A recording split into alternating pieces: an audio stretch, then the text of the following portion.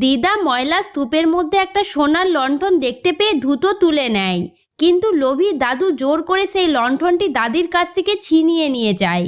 অসহায় দাদি তখন পাশে পড়ে থাকা একটা পুরনো মাটির কলসি তুলে নেয়। তারপর দাদু সোনার লণ্ঠন নিয়ে বাড়ি ফিরে আসে, আর দিদাও সেই মাটির কলসি নিয়ে নিজের কুঁড়ে ঘরে ফিরে যায়। দাদি বাড়িতে এসে কলসির ঢাকনা খুলে ভিতর থেকে চকমকে হাজার গোলাপি হিরে বেরিয়ে আসে। পুরো ঘরটা গোলাপি আলোয় ভরে যায়, যেন স্বর্গ নেমে এসেছে। এদিকে দাদু সোনার লণ্ঠন জ্বালাতেই ভিতর থেকে হাজার হাজার বিষাক্ত বিছে বেরিয়ে আসে। ঘর অন্ধকার হয়ে যায়, আর বিছেগুলো চারিদিকে ছড়িয়ে পড়ে। দাদু ভয়ে চিৎকার করতে করতে দৌড়াতে শুরু করে। দাদি সেই সব হিরে গ্রামের এক গরিব গর্ভবতী মহিলাকে দিয়ে দেয়। তারপর আরও হিরে বের করে গ্রামের সব গরিব মানুষদের মধ্যে বিলিয়ে দেয়।